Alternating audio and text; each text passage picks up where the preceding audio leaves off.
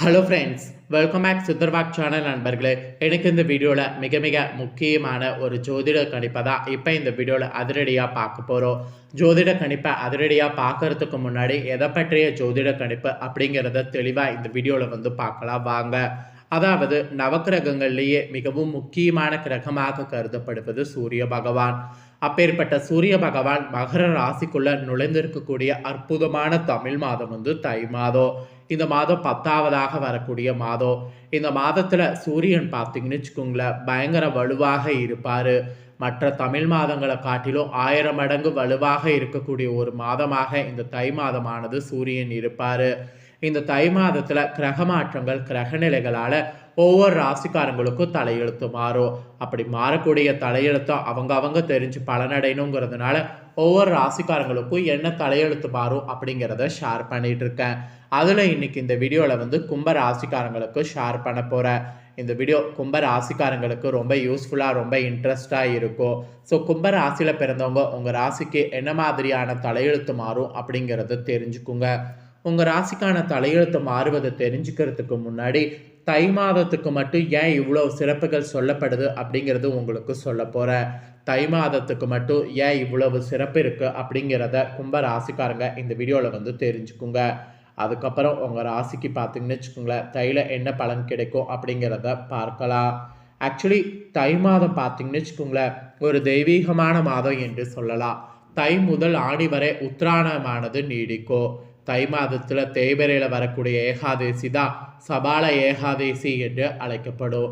ஏன்னா தை மாதத்தில் கொண்டாடப்படக்கூடிய பண்டிகைகள் நம்பிக்கை மற்றும் நேர்மறையான அணுகுமுறையை ஊக்குவிக்கிறது.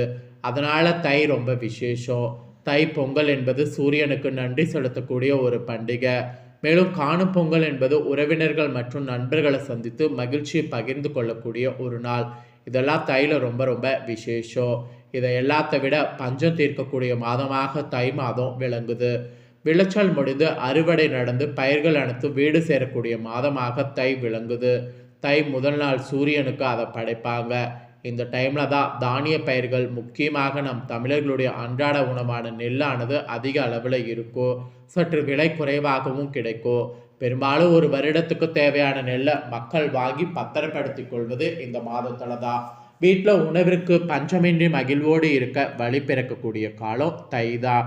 இதை எல்லாத்த விட தை உத்தராயண புண்ணிய காலம் என்று சொல்லப்படுது. உத்தராயணம் என்பது வடமொழி சொல்லாகும். வடமொழியில் உத்தரர் என்றால் வடக்கு என்றும் அயனம் என்றால் வழி என்றும் பொருள். நம்ம கண்களுக்கு புலப்படக்கூடிய ஒரே இறை சக்தியாக விளங்குபவர் சூரிய பகவான். சூரிய பகவான் தனது பயணத்தை தெற்கிலிருந்து வடக்கு நோக்கி பயணிக்கக்கூடிய காலமே உத்தராயணம் ஆகும். இது தை மாதத்தில் சூரியன் ராசி மண்டலத்தில் வலுவான மகர ராசியுடன் நுழைந்து 29 நாட்கள் 27 நிமிடங்கள் 16 வினாடிகள் வர பயணிப்பார். இதனால் தை மாதம் ரொம்ப விசேஷம். தை மாதம் முதல் ஆடி மாதம் வரையில் 6 மாதத்துக்கு உத்தராயணம் நீடிக்குது. இக்காலமானது ஞானத்தை வழங்கக்கூடிய காலமாகவும் கருதப்படுது. இதுவே தேவர்களுடைய காலை பொழுது என்று வேதங்களில் குறிப்பிடப்படுது. இதனால் தையில் வரக்கூடிய எல்லாமே ரொம்ப விசேஷம். தையில் வரக்கூடிய பூச நட்சத்திரம் ரொம்ப ரொம்ப விசேஷம். தைப்பூச நாளில் தான் அன்னை பார்வதி தேவி அசுரர்களை அழிப்பதற்காக ஆறுமுக கடவுளுக்கு சக்தி வேலை வழங்கியிருக்கிறாரு.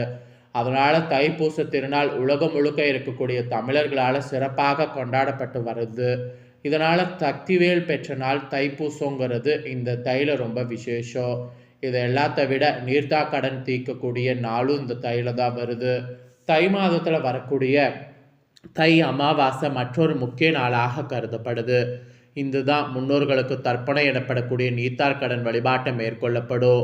ஆறு, குளம், கடல் என அனைத்து நீர்கள் நிலைகள்லையும் பித்ருக்கடன் வழிபாடு இந்த தையில் மேற்கொள்ளப்படும்.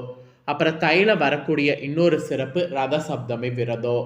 தை மாத வளர்பிறையில் வரக்கூடிய சப்தம திதியானது ரத சப்தமியாக கொண்டாடப்படுது. இந்த நாளில் சூரியன் தன்னுடைய வடதிசை பயணத்தை தொடங்குவார். ரத சப்தமி நாளில் விரதம் மேற்கொள்பவர்களுக்கு உங்கள் ராசிக்காரங்களுக்கு தேக ஆரோக்கியம், நோய் இல்லாமல், புத்திரப்பெரு, நிலையான செல்வம், பகைவர்களை வெல்லக்கூடிய சக்தி, வெற்றி, நிலம், தானியம், புண்ணியம் ஆகியவையெல்லாம் கிடைக்கும் என்பது நம்பிக்கையாகவே சொல்லப்படுது. அது மட்டும் இல்லாமல் இந்த தையில் வரக்கூடிய பாவங்கள் போக்கக்கூடிய சபால ஏகாதேசி விசேஷம். வளர்பிறையில் வரக்கூடிய புத்திராத ஏகாதேசியும் ரொம்ப விசேஷம். அப்புறம் சாவித்திரி கௌரி விரதமும் இந்த தைல ரொம்ப விசேஷம். அப்புறம் பைரவர் வழிபாடும் இந்த தைல ரொம்ப விசேஷம். தை மாதத்தில் வரக்கூடிய செவ்வாய்க்கிழமையில் இவ்விரதம் கடைபிடிக்கப்படும். இவ்விரதத்தை தாமரை பூ மாலை, வில்வ மாலை, தும்பைப்பூ மாலை, சந்தன மாலை ஆகியவை பைரவருக்கு உகந்ததாக சொல்லப்படுது. வாசனை பூக்களில் மல்லிகை பூவை தவிர்த்து மற்ற அனைத்து பூக்களும் பைரவருக்கு சமர்ப்பிக்கப்படும். சனிதோஷம் முழுமையாக அகல காலபைரவருக்கு விரதம் இருப்பது விசேஷம். அதனால் தைல இந்த மாதிரி விசேஷங்கள் நிறைய நிறைந்து இருக்கு. இப்பேற்பட்ட தை மாதத்தில் ஒவ்வொரு ராசிக்காரங்களுக்கும் தலையெழுத்து மாறும். அதில் கும்ப ராசிக்காரங்களுக்கு என்ன மாதிரி தலையெழுத்து மாறும் அப்படிங்கிறத இப்போ ஷேர் பண்ண போகிறேன். கும்ப ராசியில் பிறந்தவங்க உங்கள் ராசிக்கு என்ன மாதிரி தலையெழுத்து மாறும் அப்படிங்கிறத தெரிஞ்சுக்குங்க.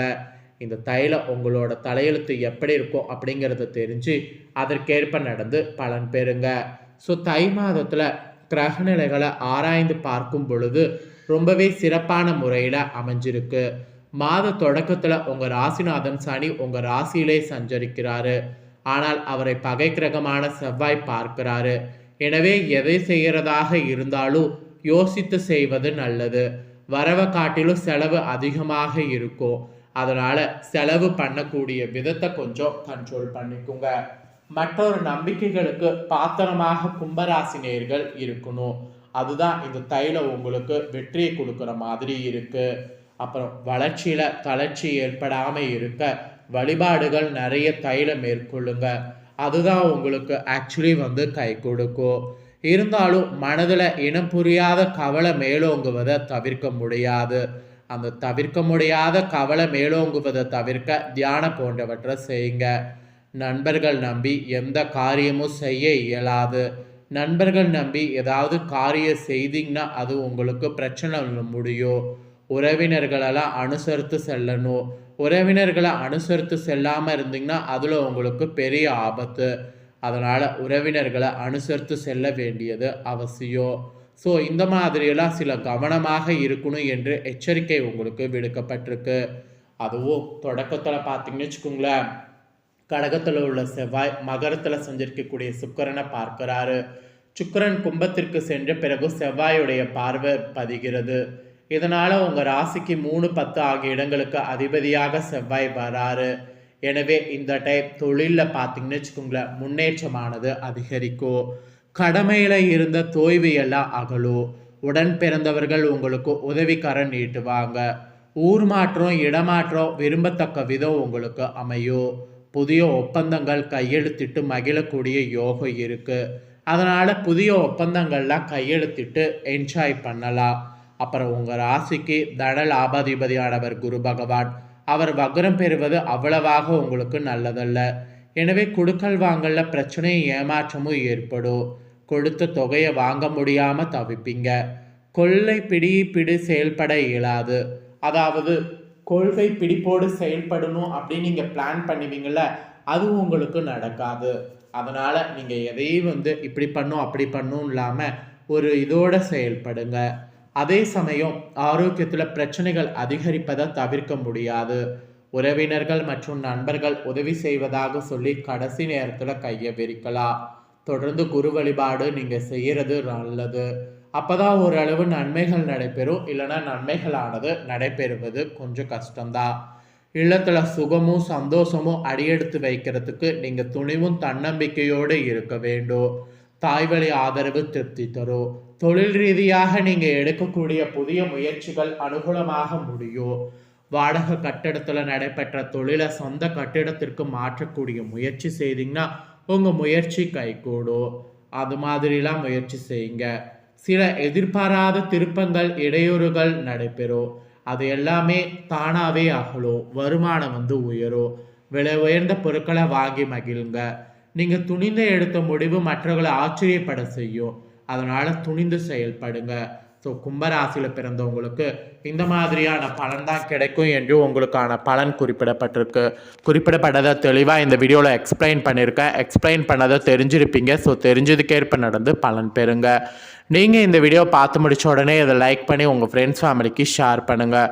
உங்கள் ஃப்ரெண்ட்ஸ் ஃபேமிலியில் இருக்கிறவங்களும் உங்களை போல் கும்ப ராசிக்காரங்களாக இருந்தாங்கன்னா இந்த பலனை பார்த்து தெரிஞ்சு இதற்கேற்ப நடந்து பலனடையட்டும். நெக்ஸ்ட்டு இதே போல் சுவாரஸ்யமாக நிறைய வீடியோ போடப்படும். அதை எல்லாத்தையுமே உடனுக்குடனே தெரிந்து கொள்ள மறக்காமல் நம்ம சேனலை சப்ஸ்கிரைப் பண்ணி கூட பெல் பண்ண ப்ரெஸ் பண்ணுங்கள். அப்போ தான் நான் போகிற வீடியோலாம் தெரிஞ்சுக்க முடியும். மறக்காமல் பண்ணுங்கள். வேறு ஒரு வீடியோவில் வந்து சந்திக்கிறேன். நன்றி.